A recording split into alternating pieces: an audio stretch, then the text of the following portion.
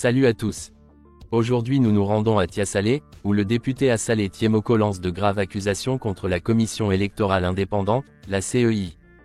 Selon lui, des actes de fraude électorale auraient été commis dans sa circonscription. Et il ne se contente pas d'en parler, il apporte des preuves. On l'écoute.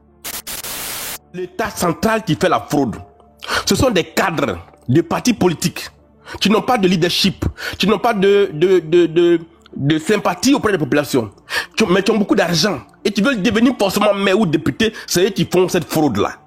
C'est pas l'État central, c'est pas le gouvernement. C'est des individus dans les localités qui font la fraude. Et je sais à Tiasalé qui sont ceux qui ont fait cette fraude-là. Et j'ai donné leur nom au procureur. Et donc, il n'y a pas eu de retour jusqu'à ce jour. Donc voilà pourquoi est-ce que, ayant eu l'occasion, à la faveur de ce nouvel enrôlement-là, de parler à la télévision, je suis allé révéler ces choses-là.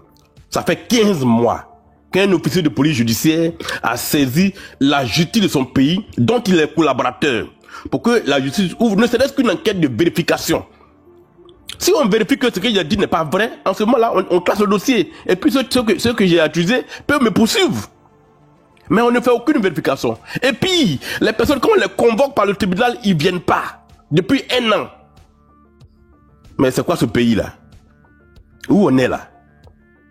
Et donc, voilà un peu la chose. Et donc, ce que j'ai fait là, je n'ai pas demandé au ministre de la Justice d'éradier des gens sur la liste électorale. J'ai demandé au ministre de la Justice de faire vérifier les informations qu'un officier de police judiciaire lui a apportées par le parquet du lieu où se trouve cette affaire. C'est tout ce qu'il lui a demandé. Donc voilà, chers amis, vous voyez, quand je parle là, je ne parle pas du PPACI, ni du PDCI, ni du RADP. Parce que j'ai fait une enquête à révéler 3 choses. J'en ai parlé sur NCI, pour aller sur Google, vous allez voir ça. Pardon, sur YouTube, vous allez voir ça. L'enquête a révélé 3 choses. La loi que le président Ouattara a fait prendre en 2016 dans la Constitution dit que quand tu n'es pas personne physique ou morale de nationalité ivoirienne, tu ne peux pas avoir accès au foncier rural. Ça veut dire que tu peux être quelqu'un de la CEDEAO, tu es dans un village, tu es là depuis 40 ans. Mais la nouvelle loi dit, la terre que tu loues pour travailler ou bien que tu as acheté avec un Ivoirien pour travailler là. La nouvelle loi dit que si tu veux régulariser ces dossiers-là, il faut que tu deviennes Ivoirien. Donc si tu n'es pas Ivoirien, tu ne peux pas devenir propriétaire de terre en Côte d'Ivoire. C'est ce que la nouvelle loi 2016 dit. Alors les gens ayant su cela, qu'est-ce qu'ils font? Ils vont dans les villages en complicité avec des jeunes Ivoiriens qui sont, j'allais dire, stupides à un point que vous ne pouvez même pas imaginer. Ils leur donnent 100 000, 100 000, et ceux-là, ça vont ramasser les cartes d'identité de leurs parents qui ne savent pas lire et écrire. Ils font les photocopies et ils remettent à des individus moyennant 100 000, 100 000. Et ces individus-là vont se faire fabriquer un essai de naissance, un certificat de nationalité, et puis maintenant produire une carte d'identité. Et il devient automatiquement ivoirien. Mais quand il devient ivoirien, là, ça veut dire qu'il a accès maintenant au foncier rural. Et donc, vous ne pouvez plus lui arracher cette terre-là. Il est devenu ivoirien comme vous. Ça pose un problème de survie du pays. Et dans tout le pays, à travers tout le pays, au nord du pays, au centre, à l'ouest, ça va devenir demain une bombe à retardement. Première chose. Deuxième chose, ces personnes qui fraudent sur la santé ivoirienne là. Aujourd'hui, un de leurs objectifs, c'est de vouloir mettre leurs enfants à la fonction publique. Et je connais beaucoup comme ça qui ont entré à la fonction publique par cette fraude-là. Mais est-ce que vous trouvez normal que quelqu'un qui n'en a pas le droit, parce qu'il a utilisé la fraude, il ait le même droit que les Ivoiriens et qu'il rentre à la fonction publique avec une nationalité qui est en fraude? Vous trouvez ça normal? Enfin, le troisième élément, c'est que les acteurs politiques qui n'ont pas de leadership et qui veulent gagner une élection, forcément, qui les payent, ces gens-là, pour faire ça, c'est qu'ils participent à désigner maintenant. C'est-à-dire que maintenant, ils désignent à la place des Ivoiriens, dans les localités, les dirigeants. Mais c'est grave. Vous savez, on a reçu récemment le ministre de l'Intérieur au Parlement. Quand on dit que il y a 12 000 Ivoiriens qui ont fui le pays pour aller à l'immigration dans la mer, qu'on les voit à Lampedusa, que c'est les Ivoiriens sont les premiers Africains à fuir le pays. Mais moi, j'ai déjà dit aux gens que c'est même pas vrai. C'est moi qui ai fait l'enquête qui a démontré que des Sri Lankais, ouais, le Sri Lanka, c'est à l'autre bout du monde, hein, mais des Sri Lankais viennent à Abidjan, ils obtiennent un certificat de nationalité ivoirienne, ils obtiennent un essai de naissance ivoirien et ils obtiennent le passeport de Côte d'Ivoire. Des Sri Lankais. C'est moi qui ai fait l'enquête, ça a été révélé et ça n'a jamais été démenti. Ceux qui au ministère des Affaires étrangères étaient impliqués dans cette affaire ont réussi à fuir le pays. Et le ministre de l'Intérieur nous a dit quoi? Que sur près de 4000 personnes qu'on a découvert quelque part à Lampedusa qui disaient qu'ils étaient ivoiriens, il y a seulement que 12 qui étaient ivoiriens. 12. Alors que près de 3800 avaient la carte d'identité ivoirienne. Vous vous rendez compte? Vous vous rendez compte? Même le mariage blanc, le mariage, la nationalité par mariage. Mais moi j'ai écrit dessus. Notre pays avait modifié le code civil sur le mariage. Pour dire que maintenant quand tu te maries à un Ivoirien, automatiquement au bout de 6 mois, tu peux faire la déclaration pour devenir Ivoirien. Mais ce qu'on a constaté, c'est que cette voie-là a permis à des gens de payer des jeunes filles ivoiriennes à 1 million, à 2 millions pour faire des mariages blancs. Le lendemain, ils deviennent Ivoiriens et puis maintenant, ils veulent s'accaparer des choses en Côte d'Ivoire. Le ministère de l'Intérieur a fait une enquête qui a permis de démontrer qu'il y avait trop de mariages blancs. Qu'est-ce que le gouvernement de Côte d'Ivoire vient de faire? On vient de voter une loi qui a annulé cette loi-là et qui l'a réformée pour dire maintenant, si tu es marié à une Ivoirienne ou bien à un Ivoirien, il faut attendre 5 ans d'abord de vie commune en Côte d'Ivoire sur le territoire ivoirien, sans pouvoir divorcer. Et c'est au bout de 5 ans que tu vas faire maintenant une demande officielle, tu vas être instruite pour qu'on voit si tu es qualifié pour avoir la nationalité ivoirienne. Vous voyez, le gouvernement a pris mesure. Donc, chers amis, débarrassons ces questions-là des questions politiciennes. Si un citoyen ivoirien, qui plus est député, attendez, quand un député saisit, c'est-à-dire que celui qui fait la loi là, il saisit l'autorité pour leur dire que j'ai l'impression que la loi qu'on a votée là est en train d'être utilisée pour faire des choses illégales. Mais qu'est-ce que vous faites en tant qu'autorité? Mais dada, vous devez courir pour aller vérifier ça.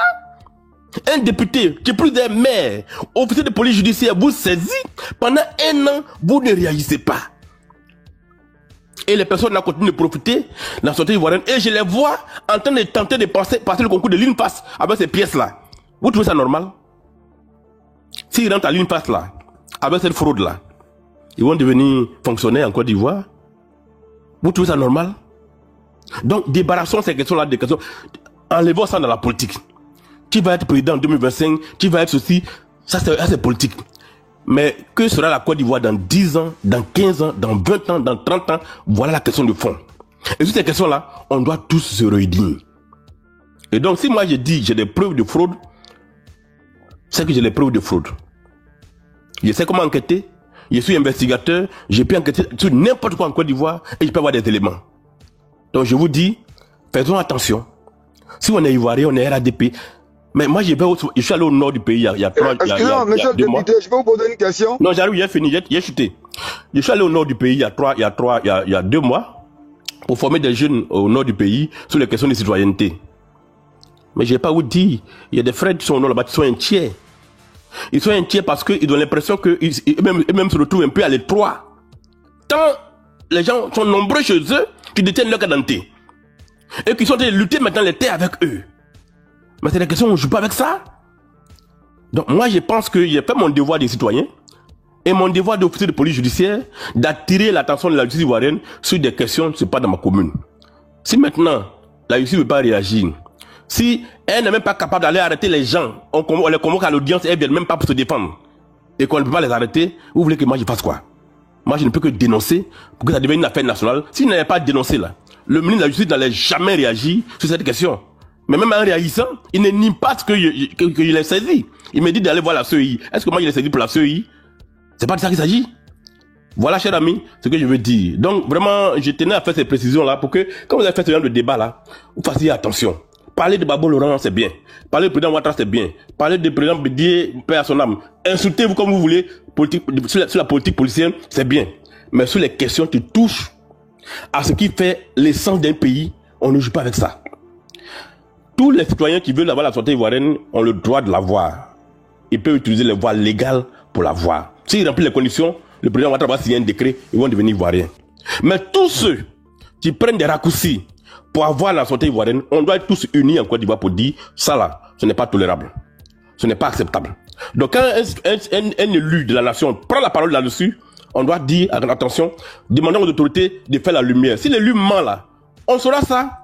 S'il ne ment pas aussi, il doit y avoir des sanctions. Voilà ce que moi je veux dire. Je voulais dire sur cette question-là avant de vous laisser. Je peux prendre encore 5 minutes pour vous écouter. S'il y a des motions, je vais répondre et puis je vais partir. Merci beaucoup. Ok, il n'y a pas de souci. Moi j'ai une motion.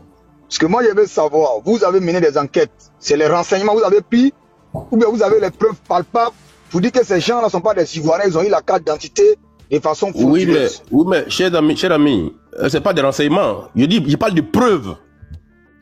Quand je vous parle de cette nationalité fabriquée à Yopougon, c'est une preuve, non? Moi, j'ai ça. Quand je vous parle de ce que... bon, écoutez, un officier de police judiciaire, comme moi, saisit la justice, c'est parce qu'il a des preuves. S'il n'a pas de preuves, il ne saisit pas la justice. D'accord? Ouais, si vous voyez même un peu le risque que je prends. Ça veut dire que si je joue avec cette affaire, je peux être discrédité à jamais. Oui, mais si je prends le risque de dire j'ai les preuves et qu'il faut qu'on ouvre une enquête, on peut ouvrir l'enquête. Ça fait quoi? C'est l'enquête seule qui peut déterminer si je dis vrai ou pas. Monsieur le député, nous ça nous gêne pas, hein. Nous ça nous gêne pas que les gens qui fraudent notre nationalité, qu'ils soient dénoncés. Mais vous voyez vos partisans là, vous-même vos partis politiques, avec les partis politiques de Gbagbo et de Thiam, ils utilisent votre déclaration comme si quoi vous êtes en train de mettre la CEI, tout de suite là, il y a quelqu'un qui a parlé de vous. Il y a même pas. J'arrive. Laissez-moi parler, laissez-moi donner mon point de vue. J'arrive. C'est mon député aussi. Écoutez. C'est mon député. J'ai compris, j'ai compris. Non, attendez, j'ai fini. Les gens sont en train d'utiliser ce que vous avez fait là. Vous avez fait une investigation. Et vous avez fait votre devoir de citoyen. Moi-même, je suis choqué que vous dites que vous avez saisi, comment on appelle ça même, la justice au niveau de ça. Vous venez tout de suite de dire que non, vous ne les avez pas saisis à cause de la CEI. Mais vous-même, vos gars, je connais vos partis politiques, je suis ami avec eux, je vais sur les live. Il dit oui, le député Assalé Tchemo quand même a relevé des anomalies, la CEI, parce que eux, pour eux, Barreau doit revenir au pouvoir coûte que coûte. En oubliant l'intérêt de la nation. C'est ça qu'il faut le dire. Ils n'ont pas été saisis, vous n'avez pas saisi ces gens-là, parce qu'ils sont sur la liste électorale.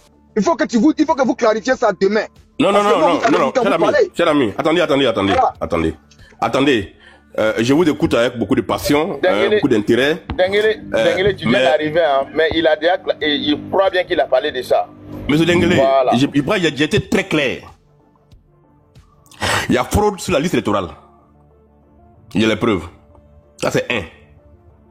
Il y a fraude sur la santé ivoirienne. J'ai les preuves, ça fait deux. C'est deux éléments différents. J'ai saisi la CEI pour les fraudes sur la liste électorale. La CEI n'a pas tranché. J'ai saisi le juge. Il y a eu un vice de forme. Le juge n'a pas tranché. Mais il y a un nouveau contentieux qui arrive après cet environnement-là. Mais je vais ressaisir la CEI. Je vais faire la même procédure pour dire que c'est la fraude sur la CEI, la liste électorale. Ça, c'est différent. Ce qui concerne la nationalité, là, c'est pénal. Quel est le rôle de vos représentants à la CEI, vous les opposants? Moi, j'ai pas dit attendez, monsieur Dengele. Monsieur Dengele, je n'ai aucun représentant à la CEI. Parce que l'honorable... Monsieur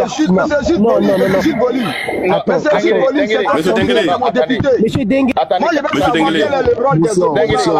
Non, attendez. Monsieur Dengele. Non, attendez, s'il vous plaît. Bacchus, Dengele, Boli, s'il vous plaît, je vous en prie. On va laisser l'honorable chuter. Quand il va finir, on aura tout le temps de lui poser les questions. S'il vous plaît, je vous en prie. Sauf si lui-même il a... Monsieur...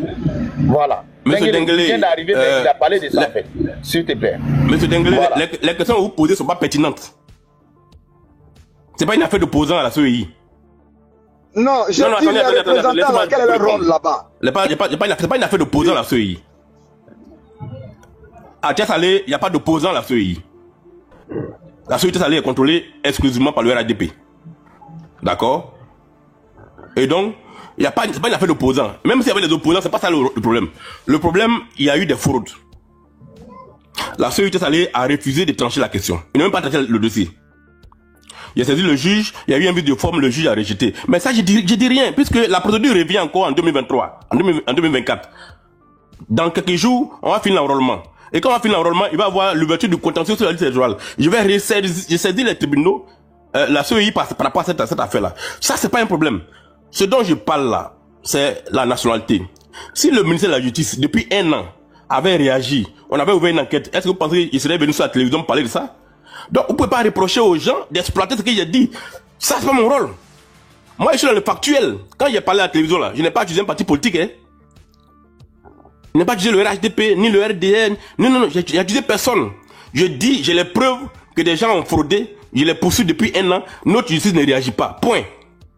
Après, les panels que les gens font, ils peuvent dire ce qu'ils veulent, ça n'engage que eux, ça ne m'engage pas moi.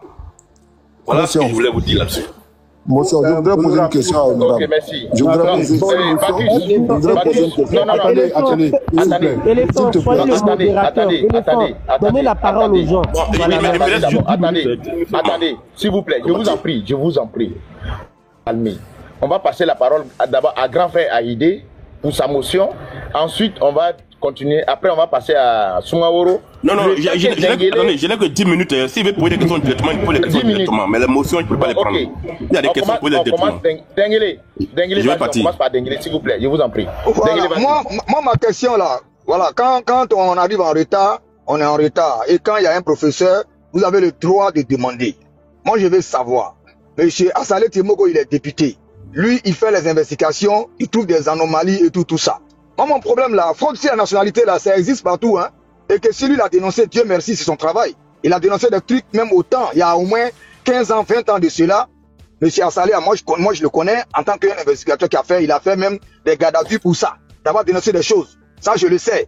Maintenant, moi, je veux savoir, c'est ma question que je pose, lui en tant que député. La première question, le jour où il y avait monsieur le président de la CEI à l'Assemblée nationale, vous étiez là-bas, est-ce que vous avez relevé ces questions-là? Ça fait un. De deux, à l'opposition, là, vous avez dit tout à l'heure que la CEI de Tiasalé est exclusivement pour le RAGP. Moi, je ne suis pas d'accord avec ça. Je ne vais pas accepter ça parce que le RAGP ne peut pas prendre, comment on appelle, une CEI comme ça. Et puis, il n'y a que le RAGP, il n'y a pas le FPI, il n'y a pas les autres partis politiques. Je ne suis pas d'accord. Moi, ça ne passe pas dans ma tête. Franchement, je ne suis pas d'accord. Et quel est le rôle des représentants des partis politiques dans la CEI? C'est ma question. Bon, alors, sur la CEI, je ne vous répondrai pas. D'accord? C'est pas important, c'est pas nécessaire, c'est même pas utile. Il n'y en a pas dans ça. Sur le président de la CEI était au Parlement. D'abord, quand le président de la CEI était au Parlement, j'étais pas en Côte d'Ivoire, j'étais hors du pays. Donc, j'ai pas cité à cette séance-là. Première chose. Deuxième chose, même si j'étais là, je n'aurais pas pris la parole sur la question de la CEI. Ce dont je parle, c'est une affaire pénale. Et une affaire pénale, ça ne regarde pas la CEI. Merci. Allons-y. Autre question. Ok, merci beaucoup. Merci. Non, attendez, je vais moi, je veux savoir, la CEI de Tiasalé, comment ça peut être un parti politique? Non, le seul, mais Denguele, tu n'es pas le seul. Tu n'es pas le seul. Permettons aux autres. S'il vous plaît. Laissez-moi gérer Denguele, s'il vous plaît. Je vous en prie. Voilà, laissez. Ok. On va passer la parole à grand frère Haïdé. Grand frère Haïdé. Est-ce que Haïdé est là? Si grand frère Haïdé n'est pas là, et Bacchus, vas-y pour ta motion. Vas-y. Bon, je voudrais dire à Honorable que le combat qu'il mène, c'est un combat que nous menons tous en Côte d'Ivoire, en tout cas pour tout Ivoirien digne de ce nom. Personne en Côte d'Ivoire n'accepterait que la nationalité soit bradée. Ça, c'est un fait. Je pense que là-dessus, il n'y a aucune discussion. Et là-dessus, Assalé Tiemoko, même sur ces panels, souvent j'interviens, sur ce plan, il n'y a rien à dire, c'est un professionnel. Tout à l'heure, je me suis senti un peu interpellé par rapport au fait que je dise qu'il a qualifié de fraude sur la nationalité.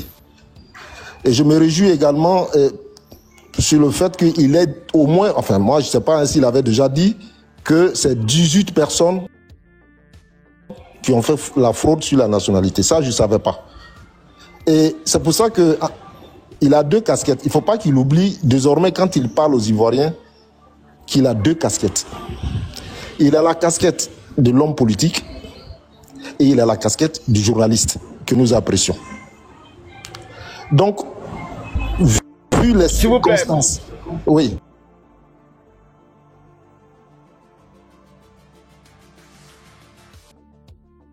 Mais c'est ce que je disais, c'est-à-dire pour comprendre Assalé Tiemoko, moi je le mets sur deux dimensions, l'homme politique et le journaliste. Si c'est le journaliste qui parle, il n'y a pas de problème. Mais l'homme politique, quand il parle désormais, il faut qu'il tienne compte de ça, qu'il est un homme politique. Donc il doit dire des choses avec plus de précision maintenant. déjà, au niveau du nombre, moi, je vous assure, hein, je pensais que c'était des centaines de fraudes sur la nationalité. Ben, ce matin, il a dit quand même qu'il y a eu 18. Bon, 18, c'est déjà beaucoup. Et même parmi les 18, il a dit qu'il y avait bon, il y a certains qui n'étaient pas avérés. Ce que je veux dire, monsieur Assalé, ne pensez pas que les Ivoiriens ne vous aiment pas. On aime bien le travail que vous faites, mais on est à 1 an des élections. Tout s'interprète, que vous le veuillez ou pas, tout s'interprète politiquement. C'est clair. Surtout sur ce sujet-là. Donc quand vous dites les choses, dites-les avec des précisions. Dites-les avec des précisions. Voilà. Donc aujourd'hui, il n'y a aucun État, comme on le dit, totipotent. Aucun État n'est fait partout. Ce que vous faites, vous le faites pour tous les Ivoiriens. Mais les circonstances de vos interventions font que on pense plus à l'homme politique qu'aux journalistes d'investigation. C'est ça, c'est ce que je veux souligner. Et ça, vous devrez en tenir compte. Marcus, la question est trop longue, s'il te plaît. S'il te plaît. Voilà, l'honorable dit qu'il a 10 minutes. Non, là même, faut je ne sais pas quelle est la question que tu as posée. Hein. Non, je dis que c'est pas une question, c'est une contribution que je voulais apporter. Permettez-nous aussi de parler, parce que moi je parle en tant Non, s'il vous plaît, tranquillisez-vous. Voilà. Boli, vas-y, tu as 1 minute pour poser ta question, vas-y. Ah, d'accord, merci infiniment. Je tenais d'abord à remercier l'honorable Assalé pour la pertinence de ses idées. Alors, ça nous a permis de sortir un peu de cette ambiguïté. Mais ce que je veux dire rapidement, c'est que les gens ont tellement eu cette nature, cette façon de politiser tout le débat qu'ils perdent de vue ce qui relève de l'État et ce qui relève de la nation. Parce que, je l'ai dit, l'inculture en général fait qu'on est un peu dans un désordre en termes de débat. Parce que pour celui qui connaît la définition de la nation et celui qui connaît la définition de l'État, il va comprendre que ce que l'honorable dit relève de la nation, même si on parle de nation-État, mais relève de la nation. Parce que ça y va de l'avenir de notre pays. Aujourd'hui, des gens peuvent être du RHDP, demain peuvent être du PPACI. Des gens peuvent être du PPACI, puis demain être du RHDP. Mais ce qui va nous rester ici, c'est la Côte d'Ivoire, notre nation. Donc, il parle de la nation. Tout n'est pas politisé. C'est vrai qu'il porte le manteau d'un parti politique, mais ce qu'il dit par exemple, quand il parle des questions des terres, ça implique tous les Ivoiriens. Des gens auxquels on prend leurs terres. On peut poser des questions. Non, moi je ne pose pas des questions. Boli, merci. Voilà. Boli, merci. Vas-y, grand frère aidé. Alors, merci. Honorable, vraiment merci pour l'intervention. Je vais dire, tout ce qui vous concerne, c'est quelque chose quand même que j'ai suivi depuis l'origine. Depuis la faculté, et puis ensuite votre entrée dans le journalisme avec tous les problèmes que vous avez avec la justice, votre journal, le journal d'investigation, c'était quoi, l'éléphant déchaîné et tout ça. Bon, c'est quelque chose que je suis. Hein, je voudrais vraiment vous remercier pour la qualité de ce travail que vous avez fait. Aujourd'hui, c'est un marqueur. C'est quelque chose aujourd'hui que vous essayez de pouvoir mettre en avant et de voir comment vous pouvez continuer cette sensibilisation au niveau de la Côte d'Ivoire. Mais moi, j'ai juste une question. Je voudrais savoir, sur la base de ce que j'ai entendu ici, est-ce que il y a une volonté des autorités judiciaires de ne pas donner suite à cette affaire, ou bien on peut considérer que c'est parce que aujourd'hui cette justice-là, compte tenu du fait qu'elle a quelques plaintes, on estime qu'il y a beaucoup d'affaires à traiter. Vous, quel est votre avis par rapport à cela? Est-ce que c'est vraiment une volonté de tuer cette affaire-là, ou bien c'est quelque chose qu'on peut considérer comme étant les lenteurs actuelles là sont peut-être dues à l'engorgement, hein, à cet engorgement. Voilà un peu ma question. Non. Pour moi, c'est pas lié à une lenteur, c'est lié à un manque de volonté de traiter l'affaire. C'est tout. J'ai écrit au ministre de la Justice le 5 juillet 2023. C'est avant-hier, le 23, bien le 24, qu'il a répondu à ce courrier-là. 15 mois plus tard. La réponse est claire. C'est un manque de volonté de régler l'affaire. Un OPJ, quelqu'un dont le statut est prévu par la loi, qui est un collaborateur de la justice, et il saisit le parquet à la demande de la loi, et pendant 15 mois on ne dit rien. Non, c'est une volonté politique, c'est un manque de volonté de régler l'affaire. C'est pas une affaire de lenteur. À tout ça, il y a combien de procédures judiciaires par mois? C'est une petite ville. Et donc, le parquet à Salé ne peut pas réagir sans l'autorisation du ministère de la Justice. C'est clair. Parce que moi-même qui parle là, contrairement à ce que beaucoup de personnes pensent, je suis aussi juriste de formation. Hein. Donc le droit là, moi aussi je le connais un peu. Il a fait droit. Même si je n'ai pas beaucoup de diplômes, mais il y a au moins une maîtrise en droit. Donc je connais un peu quand même ce que c'est la loi. Et de plus, moi je suis acteur de la loi. Donc quand un acteur de la loi saisit un autre acteur de la loi, la moindre des choses à faire, c'est de vérifier les informations pour dire, bon écoutez, on a vérifié, il n'y a pas fondé, on laisse tomber. Mais quand vous ne vérifiez pas, et qu'il finit par porter plainte officiellement, et qu'on convoque les personnes soupçonnées d'avoir fraudé, on leur remet, on prend huissier de justice, on s'en va leur notifier la requête, pour dire, à telle date, vous êtes convoqué au tribunal. Et puis, une fois, 2 fois, 3 fois, on les convoque et ils viennent pas, et puis il n'y a pas de réaction. Qu'est-ce que vous voulez que moi je dise, mon ami? C'est un problème. En tant que député, ça me pose un problème. C'est-à-dire que les lois que je vote là, elles sont pas appliquées, quoi. Donc j'ai le droit de me plaindre. Voilà, merci. Ok, merci beaucoup. Et Soumaoro. Oui, une minute. Vas-y. Merci le frère. Bonjour honorable. En fait, ce que je puisse dire, en fait, c'est question. En fait. J'ai le constat que l'honorable et le président de la commission électorale sont le même dénominateur commun. C'est-à-dire, lorsqu'on entend les gens parler et quand ils sortent, après les différentes sorties, on n'a plus rien à dire, en fait. Parce que moi, j'ai écouté l'honorable lorsqu'il parlait de cette histoire sur la fraude pour la nationalité. Et quand j'ai vu le communiqué pendant du ministère, j'ai vu une grande contradiction. Et aujourd'hui, à la sortie encore de l'honorable, tout porte à croire que l'honorable aujourd'hui est dans sa logique. Et le problème est épineux et fondamental en fait, parce que quand on ouvre 15 mois pour qu'on puisse répondre un député maire par rapport à certaines choses qu'il a mis en relief, et qu'on attend lorsqu'il sort sur une chaîne de la place pour répondre, pour faire un communiqué, il y a un véritable problème. Et moi, ma question, l'observation que je fais, c'est qu'il y a un sérieux problème en termes de traitement de certaines données juridiques aujourd'hui en Côte d'Ivoire. Il faut que nos responsables juridiques puissent s'atteler à pouvoir répondre avec promptitude à certaines graves accusations. On n'attend pas au soir des sorties ici des réseaux sociaux, mais sur des chaînes, pour pouvoir pondre des communiqués.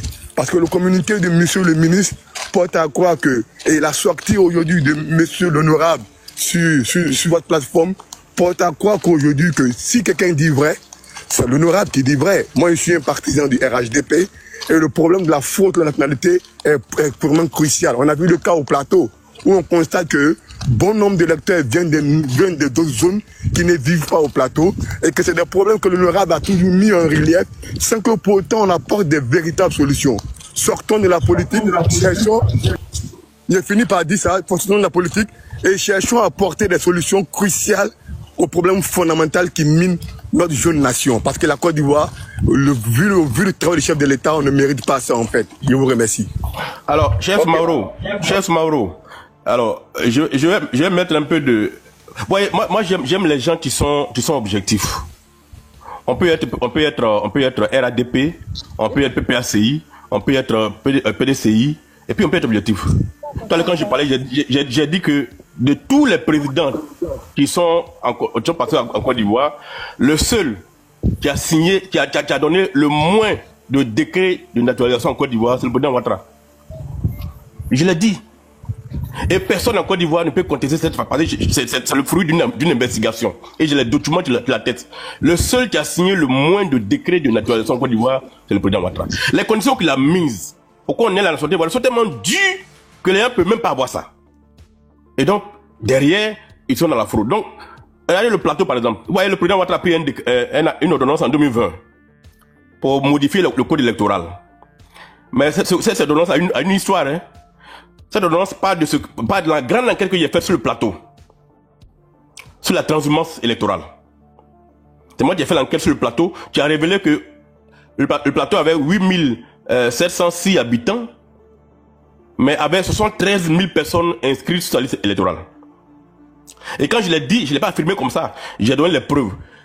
Il y a même dans mon propre village, à Koyekro, département de Thiès-Salé, j'ai des parents qui ont été enrôlés sur la liste électorale du plateau alors qu'ils n'ont jamais bougé de ce village-là. Jamais. Il y a des parents à Kondié-Bouma qui sont enrôlés sur la liste du plateau alors qu'ils n'ont jamais été à Abidjan. Vous savez ce qui s'est passé? C'est des hommes politiques au plateau qui ont payé des jeunes et qui sont allés dans les villages avec 10 000. On voit une vieille dans sa cour, on dit la vieille, tu as qu'à denter. Elle dit oui. On dit bon voilà 10 000 francs, il faut donner, on a écrit ton nom, tu vas avoir pagne. La vieille donne son nom. Ils ont un appareil et ils font la photocopie. Et avec la photocopie, ils s'en vont faire enrôler la vieille au plateau. Elle est assise à Konyebman. Le jour du vote, elle s'en va voter, on dit tu ne votes pas ici, ton nom n'est pas ici, tu votes au plateau. Elle tombe des nues. Donc il y a eu cette fraude là. Et cette enquête là a tellement touché les acteurs politiques que quand ils sont allés au dialogue politique là, ils ont dit cette affaire là, il faut qu'on prenne une loi pour empêcher que les gens quittent dans une zone pour aller dans une autre zone. Mais malgré que le président a pris cette loi là, les gens continuent de faire la transhumance. Même en ce moment, dans cet environnement qui a couru actuellement là, qui est pour la présidentielle, ça a un niveau moindre, mais ils continuent de le faire. Parce qu'il y a des acteurs politiques qui n'ont même pas de leadership. Et donc, tu ne peux compter que sur la fraude pour te gagner une élection. C'est eux qui font tout ça là. Donc, quand on est RADP, on est PDCI, on est PPACI, il y a des questions qui transcendent les clivages. Et on doit les traiter avec beaucoup de lucidité. Parce que quand je parle là, vous voyez, c'est vrai que je suis acteur politique, je suis élu. Mais au moins, on ne peut pas me taxer d'appartenir à un camp politique et de parler pour l'opposition, mais de parler pour le RADP. Au moins, on peut me donner le bénéfice de la crédibilité. Puisque quand moi je parle là, je documente. Quand il a dit à la télévision qu'il ne suffit pas d'affirmer que 2 millions de personnes ne sont pas ivoiriennes sur la liste électorale, il ne suffit pas de l'affirmer. Il faut le prouver. Quand moi je dis il y a 3 personnes ou bien 5 personnes sur ma liste qui ne sont pas ivoiriennes, je peux le prouver. Vous me convoquez au tribunal, je vous produis toutes les preuves. Et donc, moi, ce qui me désole là, c'est que, regardez comment on traite le bois vert.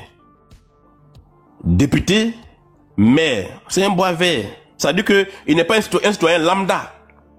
Il participe à construire l'avenir du pays en votant des lois. Lui-même, il fait des lois. En plus, il est maire. Et la loi dit, pour que la justice ait plus de ressources humaines pour travailler et avoir des informations claires, on va faire maintenant du maire un officier de police judiciaire. Vous savez, en 2020, quelqu'un a quitté Abidjan pour venir fabriquer un essai de naissance dans ma mairie. Mais les protocoles que j'ai mis en place ont permis de détecter que l'essai de naissance était faux.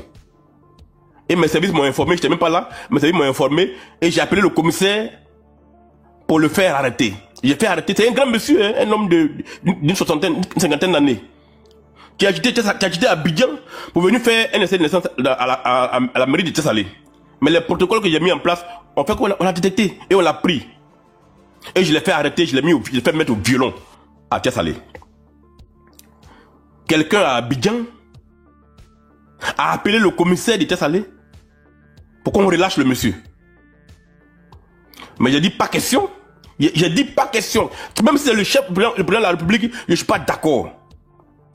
Mais quand moi je parle là, j'ai fini de parler en tant que maire là, le commissaire va prendre des instructions auprès du préfet. Puisque, alors qu'on dit que le maire est le gérant de tout ce qui est l'ordre et la sécurité dans sa ville, mais quand le maire donne un ordre au commissaire, le commissaire va se référer au préfet. Et comme le préfet il peut être politique, il peut prendre une décision. Donc, il a saisi le préfet et le préfet lui a dit de faire partir le monsieur. Et vous savez ce qui s'est passé? Le commissaire a pris le monsieur pour aller à Abidjan. Et arrivé là-bas, là où on a reçu le commissaire, pas le commissaire lui-même, les policiers qui l'ont envoyé, ils se sont retrouvés avec des gardes du corps d'une autorité du pays qui les ont mis en joue, qui ont bloqué les policiers Tessalé pendant 2 heures. C'est-à-dire qu'ils ont pris en otage les policiers Tessalé. Et j'ai dû appeler, bon, c'est quand même terrible quoi, j'ai dû appeler le ministre Ahmed Bakayoko. On était en début 2020. Pour dire au ministre, j'ai 2 policiers de Tessalé qui sont en train de faire une requête, ils sont en train de faire une procédure contre un individu qui est en train de faire une fraude à Tessalé.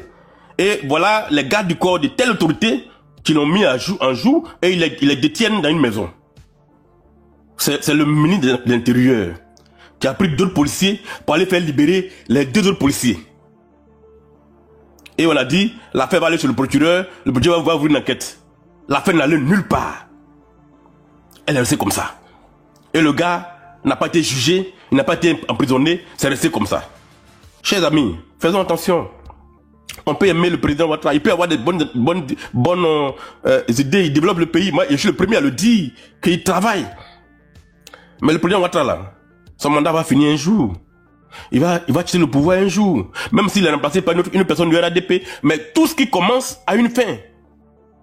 Demain, le PDC peut venir au pouvoir, le FPI peut venir au pouvoir, PPAC, tout ça va continuer toujours par finir un jour. Mais le pays va rester, hein. Vous voyez, moi, ma fille, là, elle a 5 ans. Ma fille, là, ma dernière fille, elle a 4 ans. Moi, j'ai 48 ans. Dans 50 ans, c'est pas évident qu'ils soient encore en vie. J'ai pas vu qu'à 98 ans, c'est pas évident.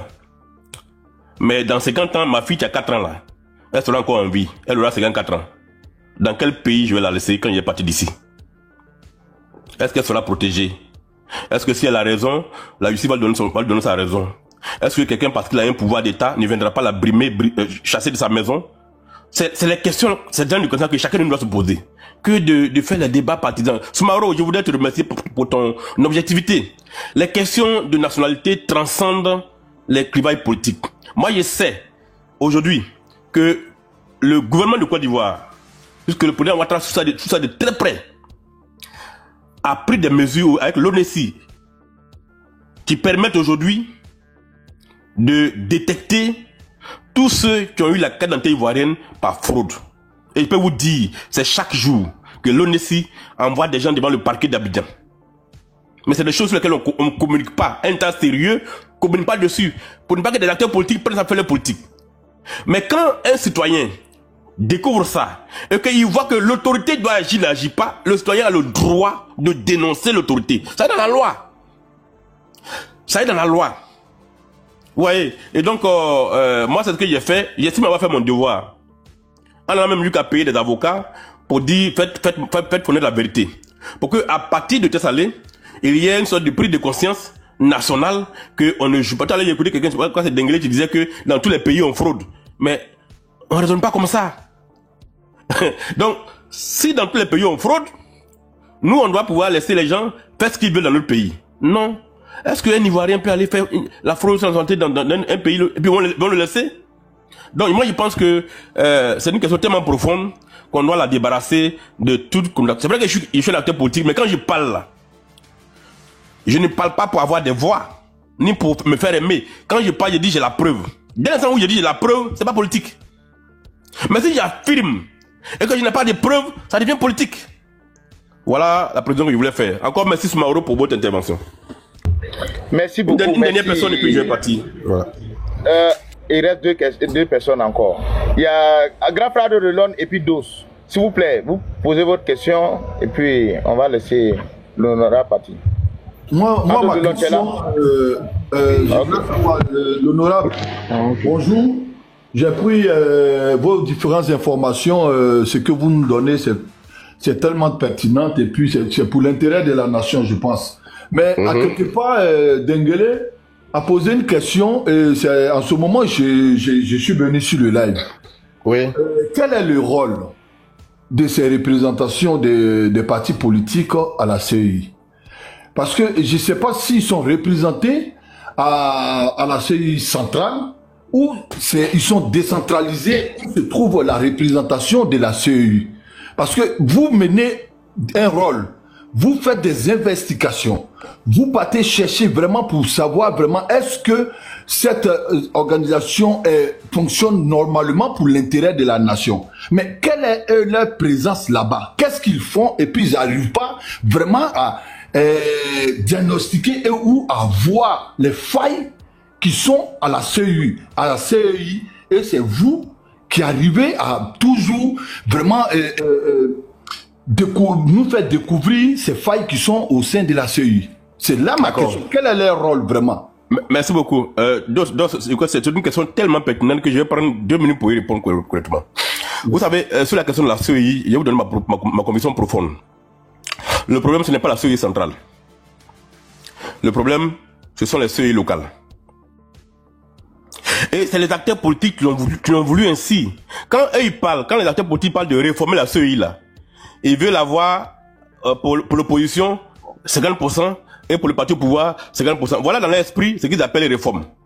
Ça veut dire qu'il faut qu'il y ait autant de représentants de l'opposition que de représentants du parti au pouvoir. Comme ça, pour eux, ça va être plus crédible. Mais c'est grave. Ça peut pas être crédible, même si on met 10 RADP, 10 PDCI. Ce n'est pas possible. Vous voyez, à la CEI centrale, là, les décisions sont prises de façon collégiale. Et je vais vous expliquer un peu la chose. En réalité, ce n'est pas la CEI centrale qui irradie les gens. Le code électoral dit que le contentieux se déroule dans la localité où se trouvent les soupçons. Par exemple, si à Tiasalé, j'estime qu'il y a des fraudeurs sur la liste électorale, la loi dit je dois saisir seulement la CEI locale. Quand la CEI locale a tranché et que je ne suis pas d'accord, la loi me dit maintenant, va devant le tribunal du lieu de la CEI locale. Donc, je dois saisir maintenant le juge de Tiasalé. Mais quand le juge de Tiasalé a tranché là, la loi dit c'est en dernier recours. Dès l'instant où la loi dit que c'est en dernier recours que le juge a tranché, je ne peux pas prendre ce dossier-là pour aller devant la CEI à Abidjan. Ce n'est pas possible. Puisque le juge a tranché en dernier recours. Donc aucune autre institution ne peut trancher le même dossier-là. Donc le dossier ne va jamais arriver à la CEI centrale. Donc si vous avez découvert des fraudes, si vous pensez qu'il y a des fraudes, et que la CEI locale a rejeté, la CEI centrale, le tribunal a rejeté, vous ne pouvez plus aller saisir la CEI avec ça à Abidjan. Ce n'est pas possible. Voilà le premier fait. Le deuxième fait, c'est que j'étais au Parlement, heureusement je suis au Parlement, et je vois beaucoup de choses. Et moi chaque fois, j'ai fait des communiqués, j'ai fait des interventions pour, entre guillemets, éduquer un peu les Ivoiriens. Chers amis, chacun de nous a un rôle important à jouer dans ce pays-là. Quand le président Ouattara a parlé d'Ivoiriens nouveaux là, c'est de ça qu'il s'agit, hein. Ça veut dire c'est ce Ivoirien là, qui quelque chose sur la partenaire politique, pour ce qui concerne son pays là, il ne joue pas avec ça. J'étais à la CEI quand on a envoyé la loi, le projet de loi pour réformer la loi sur la CEI, pour permettre au PPACI d'avoir un poste de vice-président. Puisque au moment où on fait le dialogue politique, ce parti-là n'existait pas. Et comme ils sont arrivés et qu'ils ont eu des députés, le président et son gouvernement ont fait un projet de loi pour modifier la loi sur la CEI, pour permettre à la CEI, au FPI d'avoir un vice-président à la commission centrale. Chers amis, si vous allez au Parlement, j'ai toujours demandé au service de communication du Parlement de diffuser mon intervention. Si vous allez au Parlement, demandez l'intervention du député Assalé Tiemoko lors de la révision de la loi sur la CEI, devant le ministre de l'Intérieur. Chers amis, je suis resté pendant 2 heures à écouter le PDCI, le PPAC, le RADP se bagarrer pour occuper les postes à la CEI. Pendant 2 heures. Au point où on était bloqué parce que personne ne voulait entendre les raisons. Et j'ai pris la parole pour dire ceci. Moi, je suis nouveau député, il y en a qui sont là depuis 20 ans. Mais là, je suis un tiers pour le pays. Ça veut dire qu'on est en 2021. Et il y a 7 ans seulement en arrière, il y a 10 ans seulement en arrière, 3000 Ivoiriens sont décédés. Parce qu'on a estimé que la CEI n'a pas joué son rôle. Et qu'elle a contribué à aggraver la crise. Et voilà que pour une fois, on nous offre l'occasion, nous députés, de parler de cette CEI-là. Et pendant 2 heures, vous êtes en train de vous battre pour occuper des postes. Pourquoi est-ce qu'on ne se bat pas pour que les partis politiques sortent de la CEI? J'ai parlé pendant une trentaine de minutes. Et si vous voyez la vidéo que j'ai diffusée, de mes propos, vous allez comprendre que tous les partis politiques, pendant que je parlais, étaient tranquilles.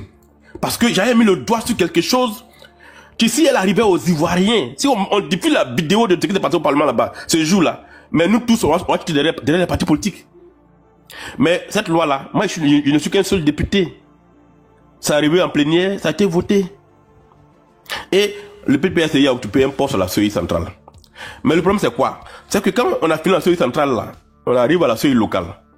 Sur le plateau de Reflet TV, quelqu'un m'a dit mais c'est la CEI centrale qui désigne les représentants de la CEI localement. J'ai dit non, c'est ce que vous croyez, c'est faux. Ce sont les délégués des partis politiques vivant dans les villes qui désignent les représentants de la CEI dans les CEI locales. Et comme le RADP est majoritaire avec une coalition de partis politiques. Ils contrôlent pratiquement 95 sur 100 des postes dans les CEI locales. C'est comme ça. Mais c'est la loi qui a fait ça. C'est pas la faute du RHDP. C'est la loi qui l'a fait.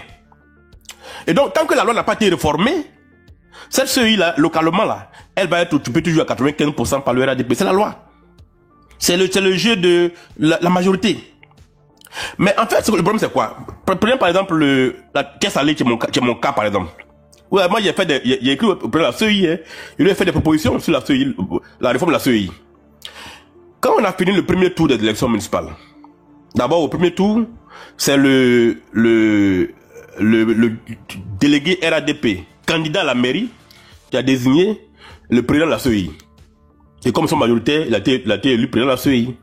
C'est-à-dire que c'est mon adversaire politique qui désigne le président de la CEI de ma commune. Le seul agent de la CEI qui est désigné par la CEI centrale, il s'appelle l'ATA, l'agent technique d'appui. C'est le seul qui a été désigné par le président de la CEI.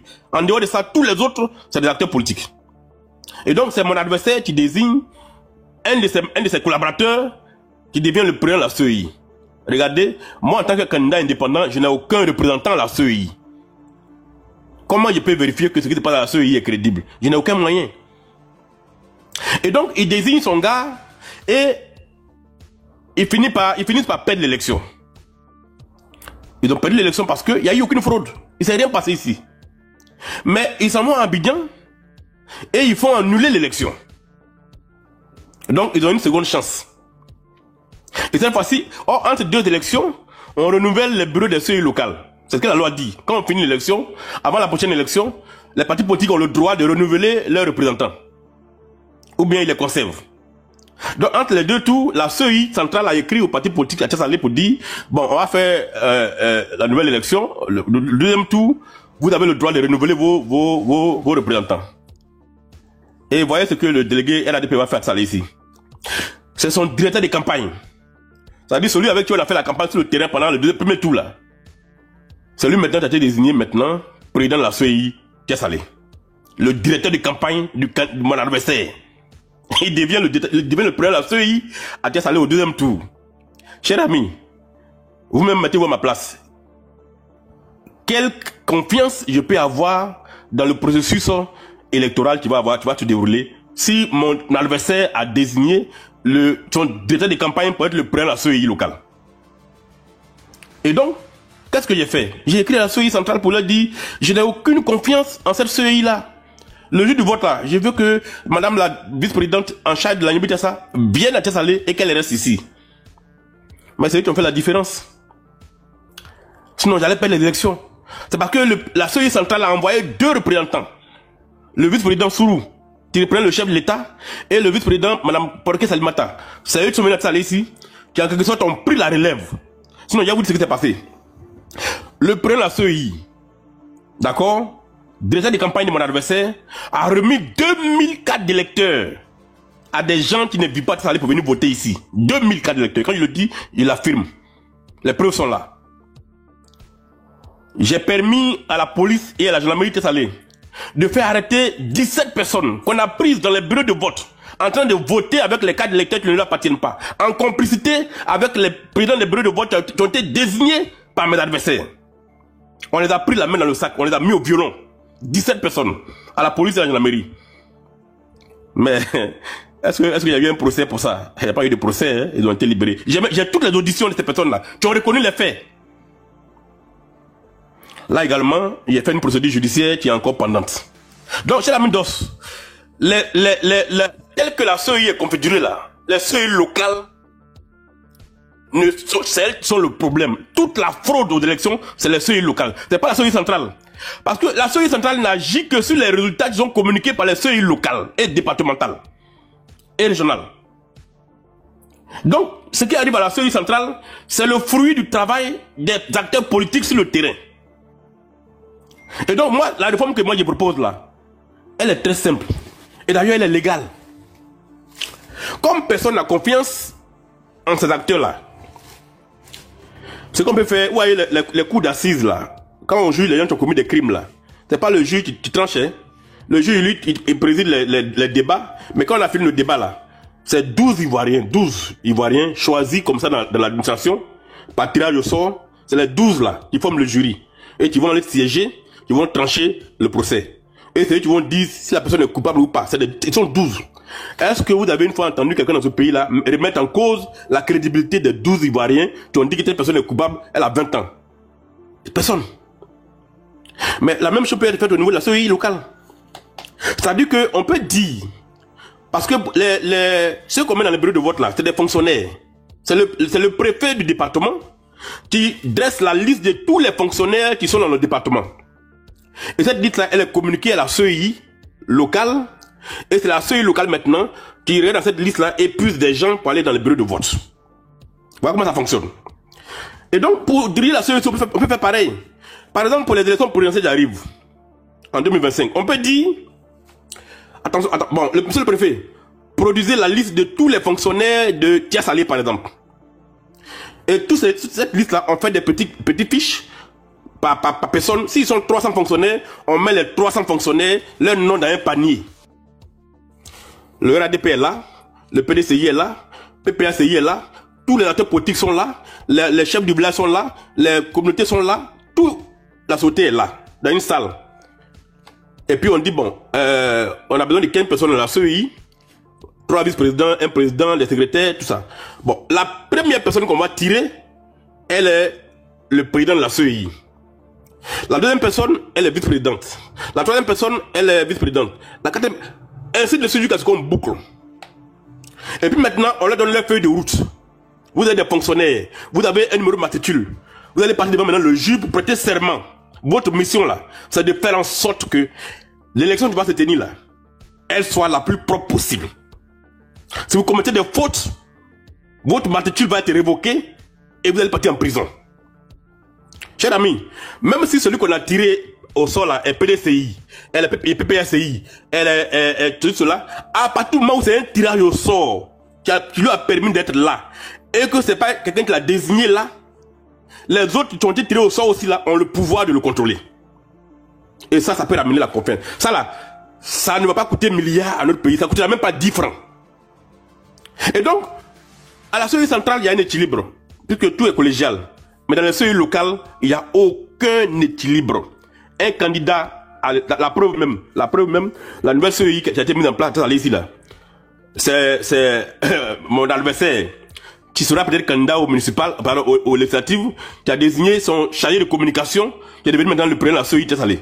C'est-à-dire que son chargé de communication là, est devenu maintenant le président de la CEI Tia-Salé. Cher ami, quelle crédibilité on peut avoir à avoir le chargé de communication de mon adversaire, président de la CEI locale? Donc c'est ça le problème de fond. Donc l'opposition là, PPACI a un seul représentant, PDCI a un seul représentant, tout le reste ils sont RADP. Bon, les votes se font par majorité. Quelle majorité eux peuvent avoir pour influencer la décision des autres? Voilà comment ça fonctionne. Donc on doit réformer la CEI, mais pas comme les partis politiques le veulent. On doit débarrasser les partis politiques même de la CEI. On doit prendre des citoyens ivoiriens, tirer au sort, ils ont une mission de 2 semaines, ils finissent leur mission, ils s'en vont. Et c'est comme ça qu'on va ramener la confiance dans les élections. Sinon, moi je suis indépendant. Je n'ai aucun représentant de la CEI. Comment je peux faire pour contrôler ce qui se passe à la CEI? Je n'ai aucun moyen. Voilà, Dos. J'ai profité de vos questions pour expliquer ça un peu. Désolé d'avoir été aussi long. Merci beaucoup. Non, mais je pense que Merci beaucoup, l'honorable. Mon intervention. Pardon, tu as posé ta question. Non, laissez-le finir. Avancez vite, s'il te plaît. Voilà, on va prendre. Non, s'il vous plaît. Allez-y. Ado de l'homme. Voilà, lui, comme il a une petite voix, c'est mon grand frère. On va le laisser poser sa question. Grand frère, vas-y. Vraiment, bon, c'est la dernière personne. Éléphant, je voulais quand même conclure avec lui. C'est pas pour prendre la parole. Peut-être simplement pour lui dire tu vas conclure. Attends d'abord, après la question de Ado de l'homme. Non, laisse-le conclure, pardon. Non, parce qu'il s'en va. Il s'en va, c'est pas pour parler. C'est pour dire comment j'ai compris ce qu'il a dit. Et puis on passe à autre chose. Si on doit parler pour se précipiter, ça sert à rien. Oui, tu as compris comment encore? Tu as déjà compris? Donc, allez-y. Vas-y, grand frère, allez-y. Vas-y. Bon, c'est bon. Je pense que c'est bon. Monsieur Assalé Tiemogo, merci beaucoup pour ton intervention. Tu as bien étalé, j'ai bien compris. Et prochainement, j'aurai le temps de essayer de chercher plus d'informations avec vous pour avoir vraiment la véracité de certaines informations qu'on a. Merci beaucoup. Oui. Merci beaucoup, allez. Ok, merci beaucoup, grand frère Dos. Et Ado de l'homme, s'il vous plaît, je vous en prie. Bonjour, honorable. Oui, bonjour. Voilà, je voudrais d'abord vous dire merci. Si vraiment ce que votre dénonciation n'est pas motivée par un calcul politicien, alors la fraude sur la nationalité est un délit qui est déjà grave. Alors moi, ma position, je ne comprends pas pourquoi alors les gens n'accélèrent pas cette procédure. Alors c'est comme quand on te dit ouais, qu'il y a ton voleur qui est là et puis tu ne veux pas l'attraper. Alors donc ça me surprend. Alors la question que je voudrais vous poser, alors les élections c'est 2025. Et nous sommes vers fin 2024. Alors, pourquoi c'est en ce moment précis que cette dénonciation contre la fraude de la nationalité intervient? Merci. Bon, mais elle intervient parce qu'on m'a posé la question. Si on ne m'a pas posé la question, je n'allais pas répondre. Voilà, je suis sur un plateau pour parler de plusieurs sujets et puis au cours du débat, on a, comme c'est l'actualité actualité dans le pays, on m'a posé la question sur ce que je pense de la CEI et de la liste électorale. Et donc c'est comme ça qu'il a développé la chose. J'étais sur le plateau de NCI il y a une semaine, j'ai parlé de ça, j'ai pas parlé de ça. J'étais sur Live TV, j'ai pas parlé de ça. C'est parce qu'on m'a posé la question que j'ai répondu. Voilà, c'est aussi simple que ça. Sinon moi, je sais que j'ai fait des procédures qui sont en cours. Et donc, j'avais jamais dit quoi que ce soit dessus. Mais on m'a posé la question et j'ai profité pour répondre tout simplement.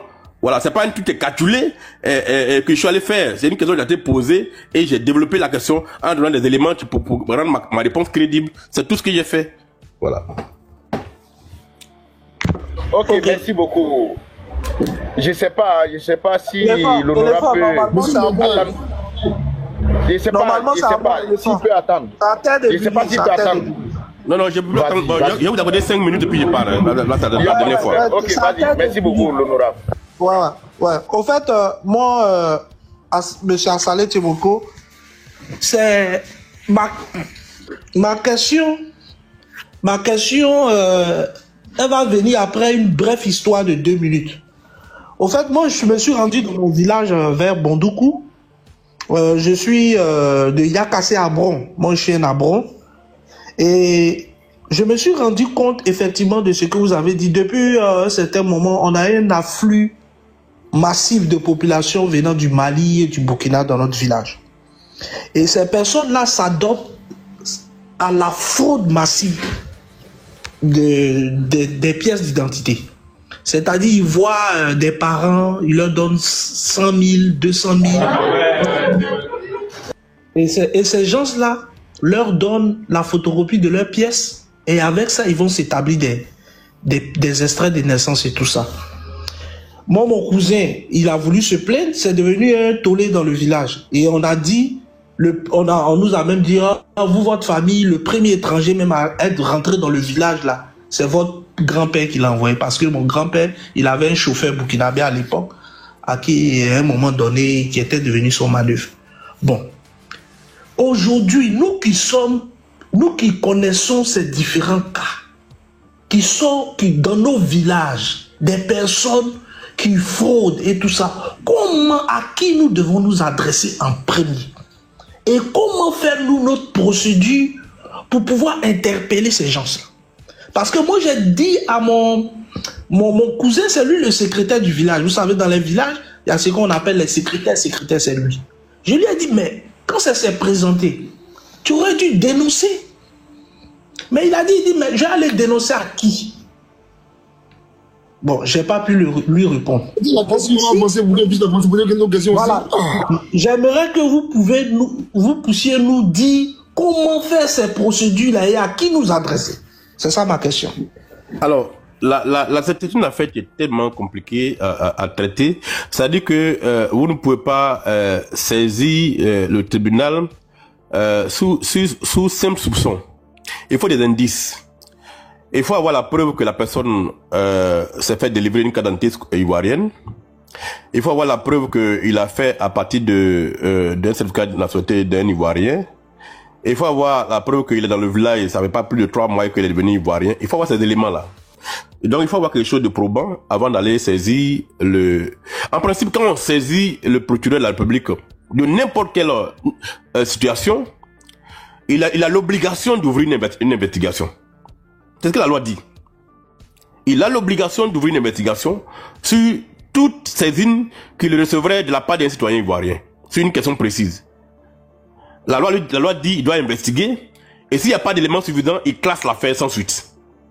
S'il y a des éléments suffisants, il peut faire la procédure. Donc, chaque citoyen, la loi dit, et vous le répète à chacun de vous, vous avez l'obligation de dénoncer à l'autorité toute infraction dont vous avez connaissance. N'accusez pas formellement. Vous pouvez dire, écrire au procureur pour dire, nous avons des soupçons. Voilà des indices qui nous permettent de soupçonner que ces personnes-là ont acquis notre nationalité de façon un peu frauduleuse. Parce que si vous en faites un débat dans le village, ça devient politique. Or, si vous suivez la procédure établie par la loi, vous ne commettez aucune faute. Vous dites, telle personne, nous pensons qu'il détient des cartes d'électeurs, la carte d'identité ivoirienne, et nous pensons qu'il n'a pas à être sur la liste électorale. Mais il s'est retrouvé sur la liste électorale, par exemple. Ou bien il a déjà la carte. Donc, monsieur le procureur, nous vous demandons d'ouvrir une investigation. Vous avez ce droit-là. Il doit le faire. Et puis, s'il n'y a pas d'éléments, il classe le dossier. Voilà comment ça fonctionne. Donc, vous avez le droit. La loi vous fait obligation. La loi vous fait obligation, vous, en tant que citoyen, de dénoncer à l'autorité toute infraction dont vous avez connaissance. Donc, n'ayez pas peur. N'accusez pas les gens sans preuve. Mais la loi vous autorise à déclencher une procédure. C'est pas une plainte que vous faites. Vous informez le procureur que nous avons des éléments qui permettent de penser que ces personnes-là, ça donne à telle chose. Ouais, vous les accusez pas. Vous dites, vous avez des informations, vous voulez que le procureur ouvre une enquête. C'est lui seul qui peut trancher si c'est vrai ou c'est faux. Quand vous avez fait ça là, votre devoir est fait. Merci. Bonjour à tous. Bonjour. Ok, merci. Oui, vas-y, Khalil. Bon, dernière personne, hein. Oui, moi aussi. Attends, Khalil, excuse-moi, je vais profiter aussi. Je vais poser une question comme ça, il va répondre ensemble. Maintenant, pour nous qui sommes à l'étranger, qui connaissons des gens, des amis burkinabés, qui ont pris la nationalité ivoirienne. Parce qu'il y a ce petit, c'est moi-même qui l'ai hébergé en 2014. Mais en 2020, quand je pars à l'ambassade pour aller voter, je suis allé le trouver là-bas. Donc vraiment, je ne sais pas les procédures, comment ça se passe en fait. Voilà. Donc c'était ça ma question. Et Khalil, continue pour ta question. Puis on va avancer. Bon, du simple fait que vous le trouviez à l'ambassade en 2020 en train de voter, alors que vous l'avez connu en 2014 comme burkinabé, ça ne suffit pas pour que on pense qu'il a fraudé. D'accord? Je dis que ça peut être des indices qui peuvent permettre de déclencher une enquête. Mais quand vous êtes à l'extérieur, c'est l'ambassadeur que vous pouvez saisir pour dire, mais telle personne, moi je l'ai hébergée, elle n'était pas ivoirienne, je découvre que elle est devenue ivoirienne, je veux que vous vérifiez comment il s'est fait inscrire, comment l'ambassadeur a cette pas l'ambassadeur, il va pas tâter, il va faire venir la procédure au niveau d'Abidjan. Ça, il va transférer ça au ministère de l'Affaires étrangères, et le ministère de l'Affaires étrangères va envoyer ça au ministère de l'Intérieur. Et à partir de ça, ils vont faire des vérifications, on va envoyer ça à la CEI, à l'ONESI, et ils vont faire des vérifications. Alors, je voulais préciser une chose. Tout ce qui concerne la contestation sur la nationalité, ça ne regarde pas la liste électorale. Ça regarde les tribunaux. Donc, si une personne n'est pas ivoirienne et qu'elle est sur la liste électorale, vous ne pouvez pas saisir la CEI en contestation d'une non-nationalité. Si vous avez les éléments de preuve qui démontrent qu'il a fait du faux, vous avez un document, par exemple, Cananté est fausse, ou bien certificat de nationalité est faux, en ce moment-là, la CEI peut trancher sur cette base-là, du faux qu'il a fait. Mais vous ne pouvez pas contester sa nationalité devant la CEI. C'est le juge seul qui peut prendre cette décision-là. Donc, c'est deux choses qu'il faut séparer. Or, les gens mettent les deux affaires dans le même panier. C'est ce qui fait que tout est compliqué. La nationalité, là, c'est une affaire pénale. La fraude électorale, c'est une affaire de délit. C'est-à-dire que je veux dire, c'est une fraude administrative. Le gars, se met sur la liste électorale, il n'a pas le droit, on peut l'exclure. Mais pour dire qu'il n'est pas ivoirien, seul un juge peut trancher cela. Donc, c'est deux choses tout à fait différentes. Donc, si vous avez des soupçons sur le gars, c'est l'ambassadeur, il va faire venir le dossier au niveau d'Abidjan, ils vont vérifier s'il n'y a pas d'éléments, ils vont classer s'il y a des éléments. Mais je vais vous dire une chose.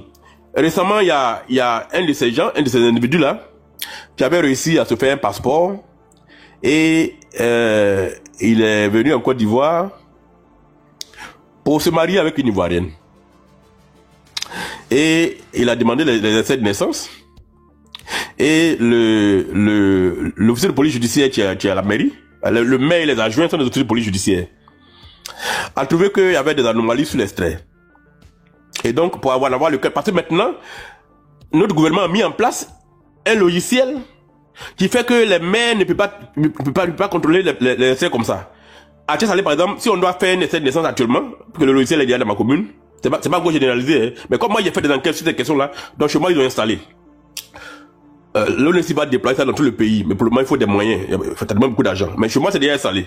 Alors donc, à Thiès-Salé, par exemple, aujourd'hui, le maire que je suis, les agents de la mairie ne peuvent pas générer un numéro ou mettre un extrait. On a un logiciel qui est là, on va enregistrer toutes les informations, et c'est l'ONESI qui est à Abidjan qui va générer le numéro de l'extrait. Tant que c'est pas généré, moi en tant que maire ici, je ne peux pas signer cet extrait là. Donc l'ONESI va faire une vérification dans ces bases là-bas avant de nous envoyer le numéro de l'extrait. Et c'est un numéro qui est unique.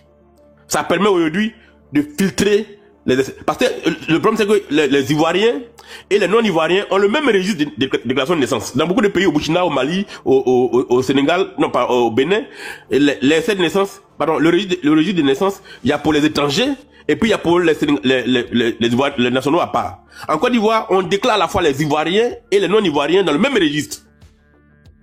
Et ça, là, ça a permis, franchement, des fraudes que vous ne pouvez même pas imaginer. Et donc, aujourd'hui, l'État est en train de se rattraper avec ce logiciel-là. Et donc, l'individu est venu faire son essai de naissance, et on a découvert que son numéro d'essai de naissance ne correspond pas à la réalité. Et l'ONESI a fait l'enquête, on a checké, ils ont découvert qu'il s'est fait fabriquer une fausse CNI, un faux c'est des vrais documents, mais ont été obtenus en fraude. Et le gars qui est venu se marier, il s'est retrouvé à la Maca. Chaque jour, l'ONESI saisit le procureur. Vous voyez, et donc, ça veut dire quoi? Ça veut dire que il y a des cas, lorsqu'il y a des éléments là, on doit pouvoir produire. Vous voyez, sur l'affaire de Thiès-Salé, moi j'ai saisi l'ONESI pour dire, voilà des personnes dont j'ai la preuve qu'elles ne sont pas de la santé ivoirienne. Je veux que vous me produisez le certificat de nationalité qui a permis de faire le Cananté. Que vous me produisez la photocopie, vous me produisez le numéro de la Cananté de l'Ivoirien qui leur a permis de devenir Ivoirien. L'ONESI a vérifié, ils ont eu les informations, mais ils ne peuvent pas me les communiquer parce que c'est le procureur seul qui peut faire cette demande-là.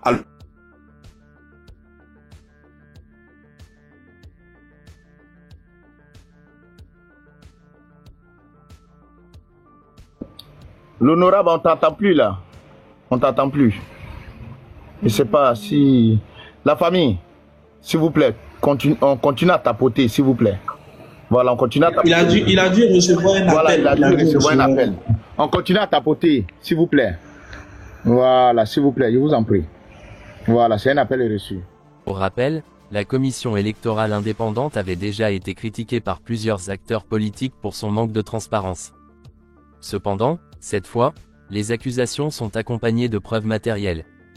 Ce qui donne une toute autre ampleur à l'affaire. L'affaire des présumées fraudes électorales à Thiès-Salé pourrait-elle être le début d'une crise politique, ou un tournant vers plus de transparence? Nous suivrons de près les développements, et vous tiendrons informés. N'hésitez pas à partager vos opinions en commentaire, et à vous abonner pour ne rien manquer. Merci, à très vite.